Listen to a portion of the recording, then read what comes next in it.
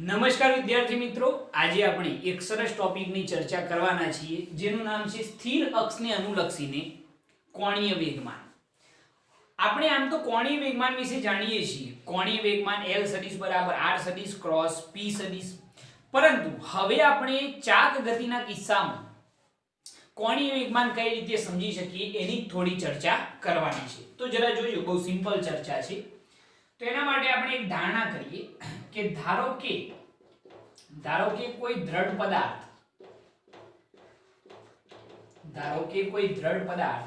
સ્થિર z અક્ષને અનુલક્ષીને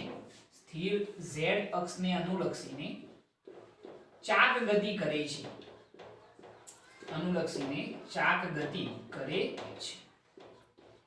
આપણે એક ધારણા કરી કે ધારો કે કોઈ દ્રઢ પદાર્થ છે અને એ દ્રઢ પદાર્થ સ્થિર z અક્ષને અનુલક્ષીને શું કરે છે? ચાક ગતિ કરે છે.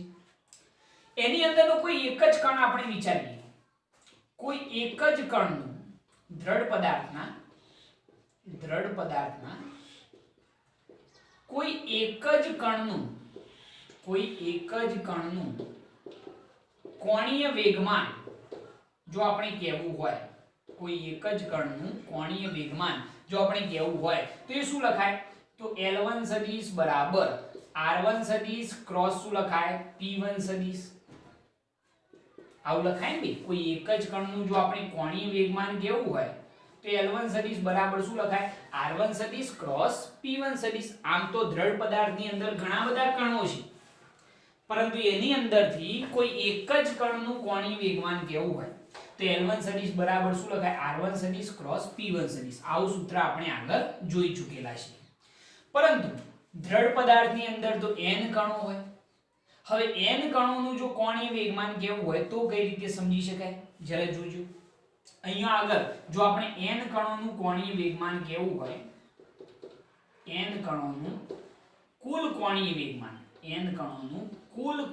વેગમાન જો આપણે કેવું હોય તો કઈ રીતે સમજી શકાય? z અક્ષને અનુલક્ષીને છે એટલા માટે તમે Lz સદિશ પણ લખી શકો છો. તો બધા કણોના કોણીય વેગમાનનો શું કરવાનો? સદિશ સરવાળો. પહેલા કણનું કોણીય વેગમાન L1 સદિશ, બીજા કણનું કોણીય વેગમાન L2 સદિશ, ત્રીજા કણનું L3 સદિશ. એમ છે nમો જે કણ હોય એનું કોણીય વેગમાન શું લખાય? Ln સદિશ લખાય. ખ્યાલ આવી ગયો આની અંદર? ઓકે. હવે જરા જુઓ કે કુલ કોણીય વેગમાન z અક્ષને અનુલક્ષીને કુલ કોણીય વેગમાન Lz સદિશ બરાબર, ચલો L1 સદિશ બરાબર લખવું હોય તો શું લખાશે? R1 સદિશ ક્રોસ P1 સદિશ પ્લસ L2 સદિશ બરાબર લખવું હોય તો R2 સદિશ ક્રોસ શું લખાય? P2 સદિશ પ્લસ એમ છે Ln સદિશ માટે લખવું હોય તો Rn સદિશ ક્રોસ શું લખાય?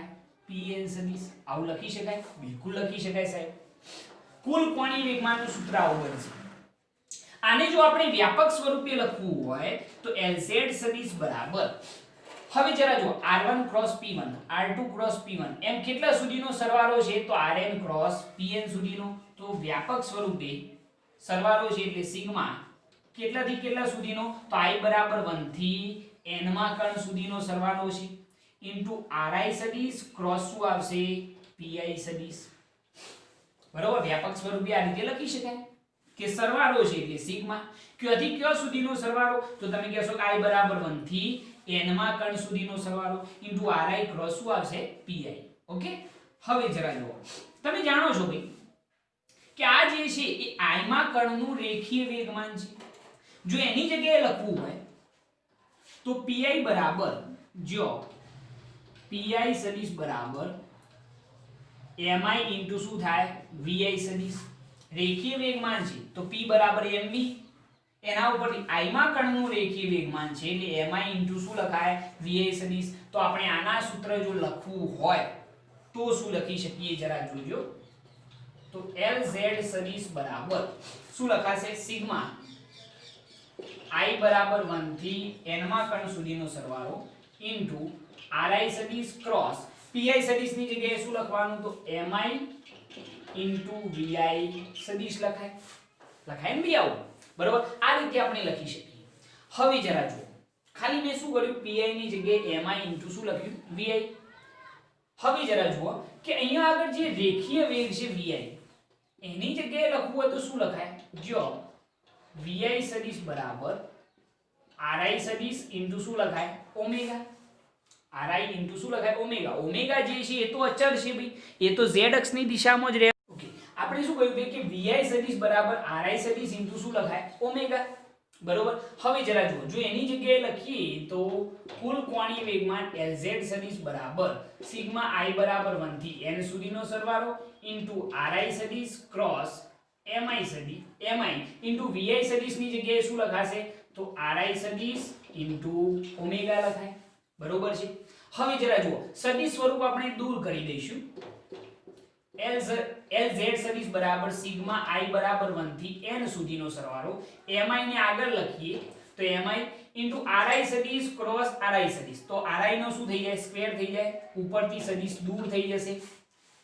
ખબર પડી ને? mi ઇન્ટુ ri સદિશ ક્રોસ ri સદિશ, બે સદિશોનો ગુણાકાર છે એટલે સદિશ દૂર થઈ જાય તો ri નો square into omega into z અક્ષની દિશામાં છે એટલા માટે જો ઘટક લખવો હોય તો કયો લખાય? k caret. અહીંયા આપણે ઘટક એપ્લાય કર્યો કારણ કે કુલ કોણીય વેગમાન z અક્ષની દિશામાં છે. ઓકે, હવે જરા જુઓ, જરા ધ્યાનથી યાદ કરો કે mi into ri square, mi into ri square એ તો શું છે ભાઈ? જડત્વની ચાક માત્રા. સિગ્મા i બરાબર 1 થી n સુધીનો સરવાળો mi ઇન્ટુ ri સ્ક્વેર છે, તો આ જે સ્ટેપ છે, આ જે સ્ટેપ છે એ જડત્વની કુલ ચાક માત્રા આપે છે. આ શું આપે છે? જડત્વની ચાક માત્રા રજૂ કરે છે. તો એની જગ્યાએ હું i લખી શકું છું. જો એની જગ્યાએ i લખીએ તો Lz સદિશ બરાબર આની જગ્યાએ i લખીએ તો i ઇન્ટુ ઓમેગા ઇન્ટુ શું થઈ જાય? k કેરેટ થઈ જશે. Lz સદિશ બરાબર શું થાય? આની જગ્યાએ i લખ્યું તો i ઇન્ટુ ઓમેગા ઇન્ટુ શું થઈ ગયું? k caret. આ z અક્ષની દિશામાંનું શું મળ્યું ભાઈ? કુલ કોણીય વેગમાન, જેને આપો સમીકરણ નંબર 1. આ જે આપણી z અક્ષ છે એ z અક્ષને લંબ દિશામાંનું જો કોણીય વેગમાન કહેવું હોય, આ તો z અક્ષની દિશામાં આવ્યું, પરંતુ જો લંબ દિશામાંનું કોણીય વેગમાન કહેવું હોય તો અક્ષની લંબ દિશામાંનું કોણીય વેગમાન, દિશામાંનું કોણીય વેગમાન જો આપણે કહેવું હોય તો એને આપણે L સદિશ લંબ લખી શકીએ. લંબ દિશામાંનું કુલ કોણીય વેગમાન એ તો કેટલું થાય ભાઈ? શૂન્ય જ થાય. એ તો કેટલું થશે? શૂન્ય જ થશે, કારણ કે લંબ દિશામાં ચાક ગતિ થવાની નથી. એ લંબ દિશામાંનું કોણીય વેગમાન તો હંમેશા કેટલું થાય? 0 જ થાય. બરોબર છે. લંબ દિશામાંનું કેમ 0 થાય સમજજો, કારણ કે એ અક્ષની દિશામાં થઈ જશે અને L સદિશ બરાબર શું થાય? r1 સદિશ ક્રોસ p1 સદિશ, વચ્ચે ક્રોસ ગુણાકાર એટલે વિધેય કયું આવે? sin θ. બરોબર. હવે sin θ આવે તો અહીંયા આગળ અક્ષને લંબ દિશામાં થઈ જાય તો એ વખતે એનું મૂલ્ય કેટલું થઈ જશે? શૂન્ય થઈ જશે. તો અક્ષની લંબ દિશામાંનું કુલ કોણીય વેગમાન એ લંબ સદિશ બરાબર કેટલું થઈ જાય? 0. તો અહીંયા આગળ આપણે કુલ કોણીય વેગમાન જો બંને અક્ષોને સાપેક્ષે લખવું હોય તો કુલ કોણીય વેગમાન બરાબર z અક્ષની દિશામાંનું કોણીય વેગમાન વત્તા અક્ષને લંબ દિશામાંનું કોણીય વેગમાન. બરોબર. તો કુલ કોણીય વેગમાન L સદિશ બરાબર અહીંયા આગળ ખાલી માત્ર કોનું આવશે? z અક્ષની દિશામાંનું જ આવશે. લંબ દિશામાંનું તો કેટલું થઈ જાય? શૂન્ય થઈ જાય. તો કુલ કોણીય વેગમાન બરાબર Lz સદિશ થઈ જાય. તો આપણે કુલ કોણીય વેગમાન જો કેવું હોય તો કુલ કોણીય વેગમાન L સદિશ બરાબર શું આવશે? કુલ કોણીય વેગમાન L સદિશ બરાબર z અક્ષની દિશામાંનું કેટલું છે? i into omega into k caret. જો આનું મૂલ્ય લેવું હોય તો L બરાબર i ઇન્ટુ શું કહેવાય? ઓમેગા. જે રેખીય ગતિના કયા સૂત્ર સાથે? તો p બરાબર mv સાથે સામ્યતા ધરાવે છે. જે રેખીય ગતિના વેગમાન p બરાબર mv સાથે શું ધરાવે છે? સામ્યતા ધરાવે છે. ખ્યાલ આવી ગયો આની અંદર? બરોબર. આ રીતે તમે આ વસ્તુ સમજી શકો છો. બરોબર. તો અહીંયા આગળ મેં શું વાત કરેલી છે જરા સમજજો. બહુ સિમ્પલ થિયરી છે અને ઈઝીલી ટેકલ કરવાની. સ્થિર અક્ષને અનુલક્ષીને કોણીય વેગમાન આપણે વિચારવાનું છે. તો મેં એક ધારણા કરી કે ધારો કે કોઈ દ્રઢ પદાર્થ સ્થિર z અક્ષને અનુલક્ષીને શું કરે છે? ચાક ગતિ કરે છે. તમારે આકૃતિ દોરવાની જરૂર નથી, પરંતુ કદાચ જો સમજવા માટે દોરવી હોય તો આ રીતે દોરી શકો છો. z અક્ષને અનુલક્ષીને આ રીતે ચાર્જ ગતિ થઈ રહી છે. ઓકે, બરોબર. અહીંયા આગળ બતાવ્યું હતું x અક્ષ, અહીંયા આગળ બતાવ્યું હતું y અક્ષ અને આ z અક્ષ. હવે એની અંદરનો કોઈ એક જ કણ આપણે વિચારીએ, દ્રઢ પદાર્થનો કોઈ એક જ કણનું કોણીય વેગમાન. અહીંયા આગળ તો ઘણા બધા કણો હશે, m1 હશે, m2 હશે, m છે કે mn સુધી હશે. લંબ અંતર કેવું હોય તો આનું r1, આનું r2, આનું કેવું હોય તો શું લખાય rn. બરોબર છે. આની અંદરના જે ઘણા બધા કણો છે એમાંથી એક જ કણનું જો કોણીય વેગમાન કેવું હોય તો L1 સદિશ બરાબર r1 સદિશ ક્રોસ શું લખાય p1 સદિશ. પરંતુ જો n કણો માટેનું કુલ કોણીય વેગમાન કેવું હોય, કારણ કે આની અંદર n કણો હશે તો n કણોનું કુલ કોણીય વેગમાન Lz સદિશ. Lz સદિશ કેમ લખ્યું ખબર પડી ને, કારણ કે z અક્ષની દિશામાં છે. તો કુલ કોણીય વેગમાન Lz સદિશ બરાબર પહેલા કણનું L1 સદિશ, બીજાનું L2 સદિશ, ત્રીજાનું L3 સદિશ, એમ n માં કણનું જે છે એ કોણીય વેગમાન શું થાય Ln સદિશ. તો Lz સદિશ બરાબર L1 સદિશ બરાબર શું લખાય r1 cross p1 plus L2 સદિશ બરાબર r2 ક્રોસ p2, એમ છે Ln સદિશ બરાબર શું લખાય rn સદિશ ક્રોસ pn સદિશ. આપણે આનો સરવાળો છે એટલે સિગ્મા રૂપે દર્શાવી શકીએ I બરાબર 1 થી n ri સદિશ ક્રોસ pi સદિશ. પણ તમને ખબર છે કે pi બરાબર તો રેખીય વેગમાન, pi સદિશ બરાબર શું લખાય mi vi સદિશ. જો લખી કાઢે. હવે vi સદિશ બરાબર તમને ખબર છે કે ri ઓમેગા લખાય, કારણ કે રેખીય વેગ v બરાબર r ઓમેગા સૂત્ર તારવેલું છે. I માં કણનો રેખીય વેગ છે એટલા માટે vi સદિશ બરાબર ri સદિશ ઓમેગા. તો Lz સદિશ બરાબર સિગ્મા I બરાબર 1 થી n ri સદિશ mi vi સદિશ ની જગ્યાએ જો ri સદિશ ઓમેગા. તો આનો આ સ્ક્વેર થઈ ગયો. બરોબર. તો સિગ્મા I બરાબર 1 થી n mi ri નો સ્ક્વેર ઓમેગા શું થઈ જાય k કેરેટ. k કેરેટ કેમ આયા ખબર પડી ને ભાઈ, કારણ કે z અક્ષની દિશામાંનો ઘટક છે. તો આની જગ્યાએ શું લખાય ભાઈ, આ જે પદ છે એની જગ્યાએ આટલું પદ, અને આ શું છે તો જડત્વની કુલ ચાક માત્રા છે I બરાબર mr સ્ક્વેર. યાદ કરો, દર ગુણ્યા ભ્રમણાક્ષથી લંબ અંતરના વર્ગના ગુણાકારને શું કહેવાય છે જડત્વની ચાક માત્રા. તો આ કુલ જડત્વની ચાક માત્રા છે તો એની જગ્યાએ મેં I લખી કાઢ્યા તો I ઓમેગા શું થઈ જાય k કેરેટ. સમીકરણ નંબર 1. અક્ષની લંબ દિશામાંનું કોણીય વેગમાન જો કેવું હોય તો એ કેટલું થઈ જાય, શૂન્ય થઈ જાય. તો કુલ કોણીય વેગમાન બરાબર આ બંને અક્ષોને અનુલક્ષીને કોણીય વેગમાનોનો સરવાળો કર્યો તો આ તો સાહેબ 0 છે, તો ખાલી z અક્ષની દિશામાંનું જ કોણીય વેગમાન આવે. તો કુલ કોણીય વેગમાન L સદિશ બરાબર શું થઈ જાય I ઓમેગા k કેરેટ. જો મૂલ્ય લેવું હોય તો L બરાબર I ઓમેગા, જે રેખીય વેગમાન p બરાબર mv સાથે સામ્યતા ધરાવે છે. મેં તમને શીખવાડેલું છે જે કામ રેખીય ગતિમાં દર કરે એ ચાક ગતિમાં કોણ કરે, જડત્વની ચાક માત્રા, મોમેન્ટમ ઓફ. ઓકે, હવે આપણે એક બીજી થિયરી જોઈએ કે દ્રઢ પદાર્થ માટે કોણીય વેગમાન પરથી ટોર્ક ટો બરાબર I આલ્ફા સૂત્ર તારવો. હવે જરા જુઓ કે કોણીય વેગમાન પરથી આપણે ટોર્કનું સૂત્ર તારવવાનું છે. તો જે હાલ થિયરી આપણે જોઈ એની અંદર કુલ કોણીય વેગમાન L સદિશ બરાબર આપણે લખતા હતા z અક્ષને અનુલક્ષીને કોણીય વેગમાન અને લંબ અક્ષને અનુલક્ષીને કોણીય વેગમાન. એ બંનેનો સરવાળો કરીએ તો આપણને શું મળે છે કુલ કોણીય વેગમાન, જેને આપો સમીકરણ નંબર 1. હવે જરા જુઓ, હાલ જ વાત કરી ભાઈ આપણે કે કુલ કોણીય વેગમાન બરાબર શું થાય z અક્ષને અનુલક્ષીને કોણીય વેગમાન વત્તા લંબ અક્ષને અનુલક્ષીને કોણીય વેગમાનનો સરવાળો. ઓકે, હવે આ જે સમીકરણ છે એ સમીકરણ 1 નું t ની સાપેક્ષે વિકલન કરતો, t ની સાપેક્ષે શું કરીએ વિકલન કરતો. ચલો વિકલન કરો, ઈઝીલી હો. વિકલન કરીએ તો શું થાય dl સદિશ બાય dt. કુલ કોણીય વેગમાનનું સમયની સાપેક્ષે વિકલન ઇઝ ઇક્વલ ટુ Lz સદિશનું વિકલન કરીએ તો dLz સદિશ બાય શું થઈ જાય dt પ્લસ L લંબ સદિશનું સમયની સાપેક્ષે વિકલન કરીએ તો dL લંબ સદિશ બાય શું થઈ જાય dt. દરેક પદનું સમયની સાપેક્ષે શું કર્યું વિકલન કર્યું. હવે જરા જોજો, આપણે જાણીએ છીએ ભાઈ we know કે dLz સદિશ બાય dt જે છે એના બરાબર તો શું થાય, મેં તમને એવું શીખવાડેલું છે કે રેખીય ગતિ હોય તો રેખીય ગતિની અંદર ન્યૂટન સેકન્ડ લો જે હતો કે રેખીય વેગમાનનું સમયની સાપેક્ષે વિકલન શું થાય? બાહ્ય બળ F બરાબર થાય. યાદ છે ને? રેખીય વેગમાનના ફેરફારનો સમય દર પરિણામી બાહ્ય બળ જેટલો હોય છે. ન્યૂટનની ગતિનો બીજો નિયમ dp/dt બરાબર બળ F થઈ જાય. અહીંયા આગળ શું છે ભાઈ? કોણીય વેગમાન છે. બરોબર, અહીંયા આગળ રેખીય વેગમાન હતું, અહીંયા કોણીય વેગમાન છે અને એનું સમયની સાપેક્ષે વિકલન છે. તો જે કામ રેખીય ગતિમાં બળ કરે એવું જ કામ ચાક ગતિમાં કોણ કરે? ટોર્ક કરે. તો ટોર્ક તો ઇન્ટુ z અક્ષની દિશામાંનું છે એટલા માટે શું આવે? k caret. સમજજો ફરીથી, રેખીય ગતિ હોય તો રેખીય ગતિમાં રેખીય વેગમાનનું સમયની સાપેક્ષે વિકલન શું આપે? બળ આપે.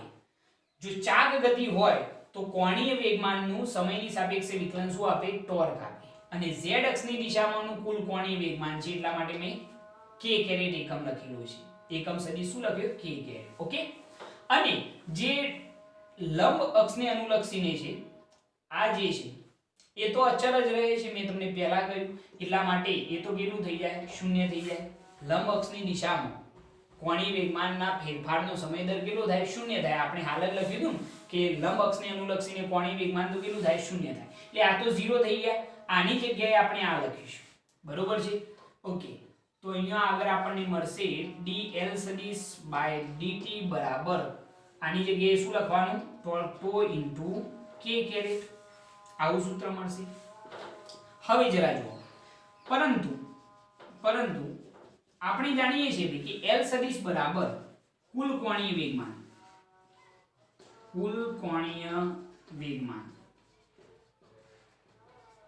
L સદિશ બરાબર હાલ જ આપણે સૂત્ર તાર્યું હતું I * ઓમેગા * શું લખાય? k caret. લખ્યું હતું ને ભાઈ, z અક્ષની દિશામાંનું જેટલું હોય ને ભાઈ કોણીય વેગમાન એટલું ને એટલું કુલ કોણીય વેગમાન, કારણ કે એ બંને સમાન જ થાય. કારણ કે આ તો 0 થઈ જાય એટલે આ બંને સમાન થાય. તો L સદિશ બરાબર I * ઓમેગા * શું લખાય? k caret. જો આપણે એ સૂત્ર એપ્લાય કરીએ તો શું થઈ જશે? જરા જોજો. d/dt.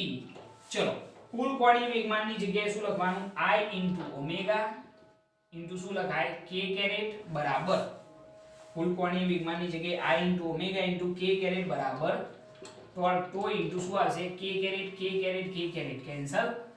અહીંયા આગળ આટલું વધ્યું. તો આની અંદર અચળ કોણ છે? તો જડત્વની ચાક માત્રા અચળ. તો વધશે કોણ? ફેરફાર શેમાં થશે? તો ઓમેગા ની અંદર. તો d ઓમેગા બાય શું આવશે? dt torque. તો હવે જરા જુઓ, જડત્વની ચાક માત્રા I બરાબર d ઓમેગા બાય dt કોણીય વેગનું સમયની સાપેક્ષે વિકલન કોણીય પ્રવેગ શું આપે? આલ્ફા. જે રીતે રેખીય ગતિમાં dv/dt બરાબર રેખીય પ્રવેગ આવે એ રીતે કોણીય વેગનું સમયની સાપેક્ષે વિકલન હોય તો શું મળે? કોણીય પ્રવેગ ટોર્ક. તો ટોર્ક તો બરાબર I * શું થઈ ગયું? આલ્ફા થઈ ગયું સૂત્ર. જે રેખીય ગતિનું સૂત્ર, જે રેખીય ગતિના સૂત્ર F બરાબર ma સાથે શું ધરાવે છે? સામ્યતા ધરાવે છે. બરોબર ને ભાઈ? જે કામ રેખીય ગતિમાં બળ કરે, જે કામ રેખીય ગતિમાં બળ કરે એ ચાક ગતિમાં કોણ કરે? ટોર્ક. જે કામ રેખીય ગતિમાં દર કરે એ કામ ચાક ગતિમાં કોણ કરે? જડત્વની ચાક માત્રા I.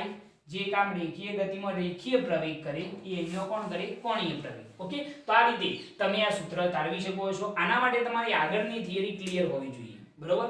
તો તમે ઈઝીલી આ સૂત્ર તારવી શકશો. નોટ કરવાની, નોટ કરો.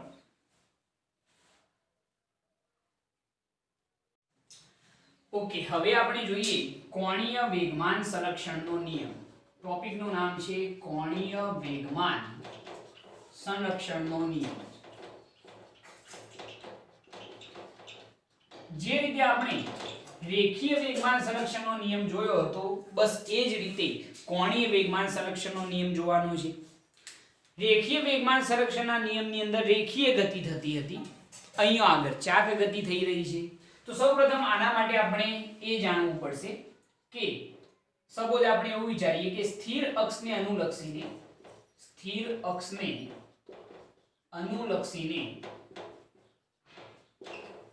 ચાક ગતિ માટેનું સ્થિર અક્ષને અનુલક્ષીને ચાક ગતિ માટે કોણીય વેગમાન જે છે એનું સૂત્ર તમે જાણો છો શું હતું ભાઈ?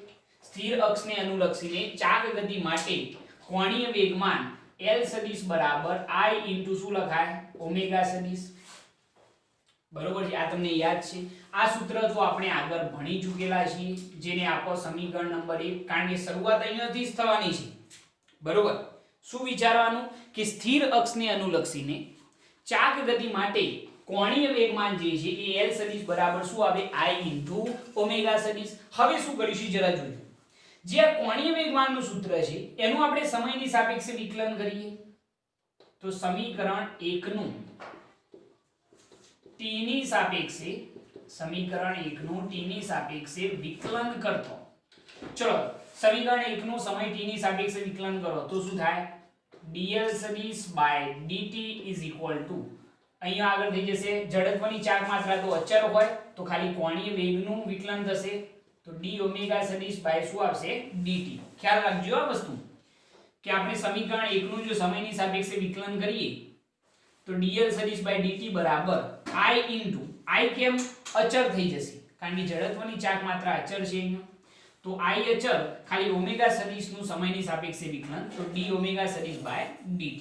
ઓકે, હવે જરા જુઓ કે dl સદિશ બાય dt બરાબર જો આપણે લખવા હોય તો I into d omega by dt કોણીય વેગનું સમયની સાપેક્ષે વિકલન શું મળે ભાઈ? કોણીય પ્રવેગ આલ્ફા, જે બાજુમાં હું લખી કાઢું છું કે d ઓમેગા સદિશ બાય dt બરાબર શું લખાય? આલ્ફા સદિશ. જાણો છો તમે કોણીય વેગનું સમયની સાપેક્ષે વિકલન શું મળે? કોણીય પ્રવેગ મળે. ઓકે, હવે તમને ખ્યાલ છે કે I ઇન્ટુ આલ્ફાની જગ્યાએ તો શું લખાય? ટોર્ક. હાલ સૂત્ર ધાર્યું હતું તો એની જગ્યાએ આપણે લખીએ dl સદિશ બાય dt બરાબર ટોર્ક ટો સદિશ. ખ્યાલ આવ્યો આની અંદર? ઓકે, તો આ સૂત્ર સૌપ્રથમ આપણે તારવવાનું છે. I ઇન્ટુ આલ્ફાની જગ્યાએ શું લખ્યું? ટોર્ક ટો સદિશ. હવે જરા જુઓ, જો ટોર્ક ટો સદિશ બરાબર 0 હોય તો શું થશે? જો ટોર્ક ટો સદિશ બરાબર 0 હોય તો સ્થિતિ શું બની જાય જરા જોજો. જો ટોર્ક ટો સદિશ બરાબર 0 લઈએ તો dl સદિશ બાય dt બરાબર શું થઈ જાય? 0 થઈ જાય, કારણ કે ટોર્ક આપણે કેટલું વિચાર્યું? 0 વિચાર્યું. તો કોણીય વેગમાનના ફેરફારનો સમય દર કેટલો થઈ જાય? 0. મતલબ કે L સદિશ બરાબર શું થઈ ગયું? અચળ થઈ ગયું. કોણીય વેગમાન અચળ થઈ ગયું કહેવાય. સમજજો કે આપણે જો ટોર્ક 0 લઈ લઈએ, દ્રઢ પદાર્થ પર લાગતું જે ટોર્ક છે એ 0 લઈ લઈએ તો dl સદિશ બાય dt બરાબર શું થઈ જાય? 0. આનો મતલબ શું થાય ભાઈ? સમય સાથે કોણીય વેગમાનમાં થતો ફેરફાર. આનો મતલબ એવો કહેવાય કે કોણીય વેગમાનમાં સમય સાથે થતો ફેરફાર છે એ કેટલો થઈ ગયો? 0. મતલબ કે સમય સાથે કોણીય વેગમાનમાં કોઈ પણ જાતનો ફેરફાર થતો નથી. મતલબ કે કોણીય વેગમાન L સદિશ બરાબર શું થઈ ગયું? અચળ થઈ ગયું. ક્યારે થયું? કે જ્યારે ટોર્ક આપણે શું લીધું? 0 લીધું. તો બસ એના જ પરથી કોણીય વેગમાન સંરક્ષણનો નિયમ લખવાનો છે. તો એ નિયમ શું બનશે જરા જોજો. જો દ્રઢ પદાર્થ પર બનાવીને લખવાનો, જો દ્રઢ પદાર્થ પર લાગતું પરિણામી ટોર્ક 0 હોય તો દ્રઢ પદાર્થનું કુલ કોણીય વેગમાન કેવું રહે છે? અચળ રહે છે. તો દ્રઢ પદાર્થનું કુલ કોણીય વેગમાન કેવું રહે છે? અચળ રહે છે. આ થઈ ગયો નિયમ. કેટલો સિમ્પલ છે ભાઈ. બરોબર, અહીંયાથી લખવાનું જો દ્રઢ પદાર્થ પર લાગતું પરિણામી ટોર્ક કેટલું હોય? 0 હોય તો દ્રઢ પદાર્થનું કુલ કોણીય વેગમાન કેવું રહે છે? અચળ રહે છે. મતલબ કે જેટલું પ્રારંભિક સ્થિતિમાં કોણીય વેગમાન હોય એટલું જ ક્યારે હોય? અંતિમ સ્થિતિમાં. મતલબ આપણે આ રીતે લખી શકીએ છીએ પ્રારંભિક કોણીય વેગમાન બરાબર શું થઈ જશે? અંતિમ કોણીય વેગમાન. પ્રારંભિક સ્થિતિમાં જેટલું કોણીય વેગમાન હોય એટલું જ વેગમાન ક્યારે મળે છે? તો અંતિમ સ્થિતિમાં મળે છે. ખ્યાલ આવી ગયો આની અંદર? તો એકદમ સિમ્પલ થિયરી છે, ઈઝીલી ટેકલ કરવાની. જસ્ટ ખાલી પહેલા શરૂઆત કરી કે સ્થિર અક્ષને અનુલક્ષીને ચાક ગતિ માટે કોણીય વેગમાન L સદિશ બરાબર શું થાય? I ઇન્ટુ ઓમેગા સદિશ. એનું જસ્ટ ખાલી સમયની સાપેક્ષે વિકલન કરશો ને એટલે આઈડિયા આવી જશે. I અચળ છે, ખાલી ઓમેગા નું વિકલન થાય તો dl સદિશ by dt બરાબર I into આની જગ્યાએ શું લખાય કોણીય પ્રવેગ આલ્ફા સદિશ, તો dl સદિશ by dt બરાબર આની જગ્યાએ શું લખાય ટોર્ક ટો સદિશ। જો ટોર્ક શૂન્ય હોય, રેખીય સંરક્ષણનો જે નિયમ હતો રેખીય વેગમાન સંરક્ષણનો નિયમ એની અંદર બળ શૂન્ય લેતા હતા, અહીંયા શું આવે ટોર્ક શૂન્ય। જો ટોર્ક શૂન્ય હોય તો dl સદિશ by dt બરાબર 0 થઈ જાય, એટલે કે કોણીય વેગમાન અચળ થઈ જાય। ક્યારે અચળ થયું એ નિયમમાં લખવાનું, જો દ્રઢ પદાર્થ પર લાગતું પરિણામી ટોર્ક શૂન્ય હોય તો દ્રઢ પદાર્થનું કુલ કોણીય વેગમાન કેવું રહે છે અચળ રહે છે। ક્લિયર થઈ આટલી વસ્તુ? ઓકે, હવે જરા જો નોટ કરી લો આને। હવે આપણે એનું એક ઉદાહરણ સમજીએ, બરોબર, જેનો ઉપયોગ દાખલાઓની અંદર ભરપૂર થતો હોય છે, બહુ મહત્વનું ઉદાહરણ છે એટલે ખાસ જોવું પડશે, નોટ કરી લો આને। ઓકે, ચલો જવા દઈએ। હવે જરા જો હવે આપણે ઉદાહરણ કઈ રીતે સમજી શકીએ જરા જોજો। ઉદાહરણ એનું તો એના માટે એક ખુરશી પર બેઠેલી છોકરી વિચારવાની છે જે ભ્રમણ કરે છે। તો એના માટે આપણે વિચારીએ કે અહીંયા આગળ એક છોકરી છે આ રીતની, એના હાથ શરૂઆતમાં આ રીતે ખુલ્લા છે અને એક ખુરશી પર બેઠેલી છે, એની ભ્રમણાક્ષ કેવી હોય તો આ રીતે આપણે એની ભ્રમણાક્ષ વિચારી શકીએ છીએ, બરોબર। પહેલા હાથ કેવા છે ખુલ્લા છે, તો એ સ્થિતિની અંદર આપણે જો કોણીય વેગમાન કેવું હોય તો L1 બરાબર I1 ઇન્ટુ શું આવશે ઓમેગા 1, કોઈ કન્ફ્યુઝન નહીં, L1 બરાબર શું થાય I1 ઇન્ટુ ઓમેગા 1। સમીકરણ 1 આપી દો, કોણીય વેગમાન L બરાબર I ઇન્ટુ શું થાય ઓમેગા, તો જડત્વની ચાર્જમાત્રા I1 ઇન્ટુ એનો કોણીય ઝડપ શું થશે ઓમેગા 1। હવે જરા જુઓ આ ક્યારે ભાઈ હાથ ખુલ્લા હોય ત્યારે, હાથ કેવા જેવા એ હાથ ભેગા કરી દેશે તો સ્થિતિ કેવી થઈ જાય કે કાળી થઈ જાય, જરા જોજો। હાથ કેવા થઈ ગયા ભેગા, ભ્રમણાક્ષ આ રીતની છે, તો એ વખતે એનું જે કોણીય વેગમાન છે એ L2 બરાબર I2 ઇન્ટુ શું થઈ જાય ઓમેગા 2 થઈ જાય। આના ઉપરથી તમને ખબર પડશે ભાઈ કે કોણીય ઝડપ ચેન્જ થાય છે। મેં જે લખ્યું કે L2 બરાબર I2 ઇન્ટુ ઓમેગા 2, તો કોણીય ઝડપ જે છે ઓમેગા એ ચેન્જ થઈ, કોણીય વેગમાન પણ ચેન્જ થઈ ગયું। તો આવું કેમ થયું ભાઈ એનું રીઝન સમજાવો। તો અહીંયા આગળ જરા સમજજો કે જડત્વની જે ચાક માત્રા છે, જડત્વની જે ચાક માત્રા છે એ કોના સમપ્રમાણમાં હોય છે એ સમજવું ખાસ જરૂરી છે। જડત્વની ચાક માત્રા I બરાબર શું થાય mr², એ તો તમે જાણો છો। અહીંયા છોકરીનું જે દર છે એ તો કેવું રહેવાનું છે ભાઈ અચળ રહેવાનું છે, જરા સમજજો, બહુ સમજવા જેવો આઈડિયા।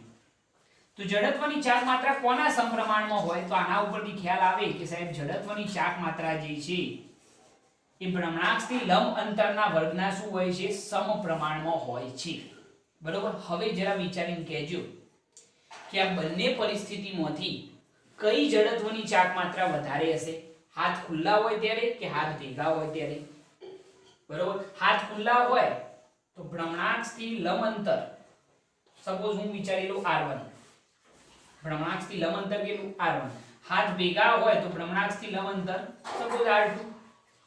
તો ભ્રમણાક્ષથી લંબ અંતર ક્યારે વધારે છે જ્યારે હાથ ખુલ્લા હોય ત્યારે। જો R વધે તો ઓટોમેટિક જડત્વની ચાક માત્રા પણ શું થાય વધે, બરોબર। R કયો આગળ વધારે છે ભ્રમણાક્ષથી લંબ અંતર અહીંયા વધારે છે, મતલબ કે હાથ ખુલ્લા હોય એ વખતે જડત્વની ચાક માત્રા વધુ હશે, I1 મોટા હશે, I2 કેવા હશે નાના હશે। સમજો છો આખી વાત? મેં તમને શું કહ્યું કે જડત્વની ચાક માત્રા એ ભ્રમણાક્ષથી લંબ અંતરના વર્ગના સમપ્રમાણમાં હોય, જેટલું R વધુ એટલી જડત્વની ચાક માત્રા વધુ। તો ભ્રમણાક્ષથી લંબ અંતર ક્યારે વધારે છે જ્યારે હાથ ખુલ્લા હોય ત્યારે, બરોબર। તો આના ઉપરથી આપણે એમ કહી શકીએ છીએ કે I1 ગ્રેટર ધેન શું હશે I2, મતલબ એમ થયો ભાઈ કે I1 ક્યારની જડત્વની ચાક માત્રા છે જ્યારે હાથ ખુલ્લા હોય ત્યારે, હાથ ખુલ્લા હોય ત્યારે, અને જ્યારે હાથ ભેગા હોય ત્યારે જડત્વની ચાક માત્રા શું થાય I2।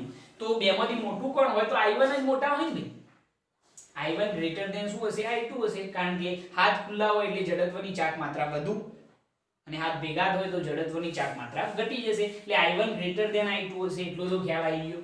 ઓકે, હવે જરા જુઓ કે હવે આપણે જોવાનું એ છે કે કોણીય ઝડપ ક્યારે વધુ હશે. ઓમેગા 1 મોટા હશે કે ઓમેગા 2 મોટા હશે. હાથ ખુલ્લા હોય ત્યારે કોણીય ઝડપ વધુ હોય કે હાથ ભેગા હોય ત્યારે કોણીય ઝડપ વધુ હોય, એ વસ્તુ સમજીએ. તો એના માટે આપણે સમીકરણ 1/2 કરીએ.